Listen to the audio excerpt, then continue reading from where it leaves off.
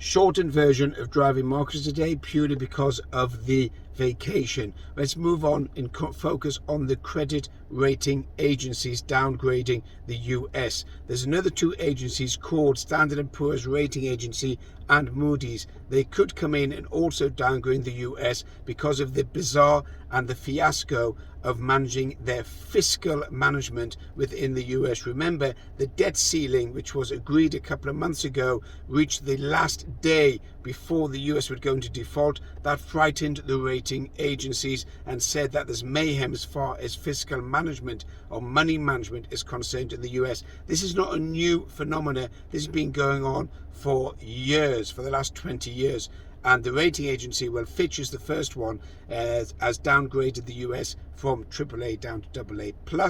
Then you got Standard & Poor's and Moody's, which also could join the bandwagon, and they also could downgrade the US. If that happens, then bond yields, which is the return on your investment when investing in a bond, will go up. The yield will rise. The yield will need to rise if the other agencies downgrade the US, because the yield will need to rise in order to attract more money in, or money in other words, the risk of the US defaulting, which is extremely low. Even on the recent downgrade by the rating agencies, it's extremely low, but the cost of borrowing to the US may rise, and the bond market is pricing that in.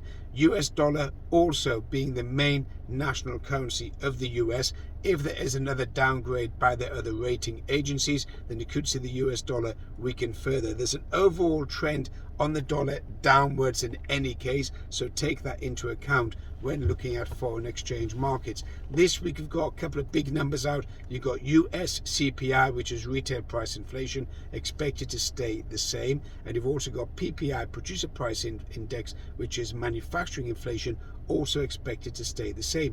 Take into account there's been a slight jump in commodities, which are soft grains, due to the Russia blocking the seaport of the Black Sea for export of Ukrainian grain and not renewing that deal.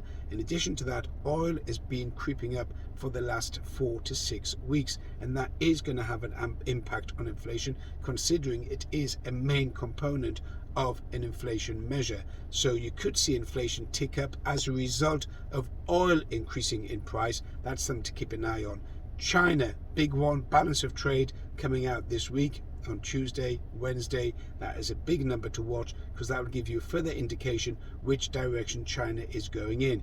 In my opinion, China is going south. Its GDP is going to continue falling and it's going to go further down. People want to mention the property market. So mortgage rates are going to jump up, especially after the 10-year yield has jumped up, because a lot of mortgages are based on the 10-year yield as far as the US Treasury is concerned. So you could have mortgage rates going up. Property market is stuck between lack of inventory and high prices. So something is going to budge soon. And what's likely to happen is more and more homeowners are going to get distressed and going to start offloading their properties, either sell them or rent them out.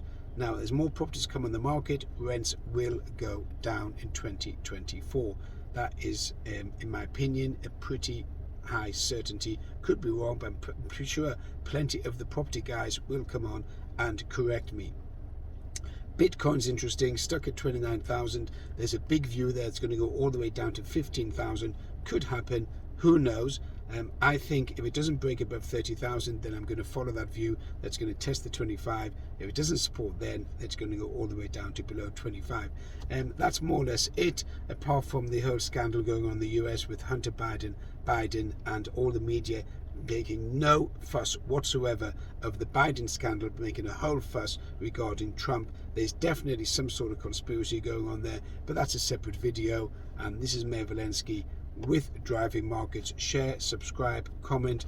Catch you later.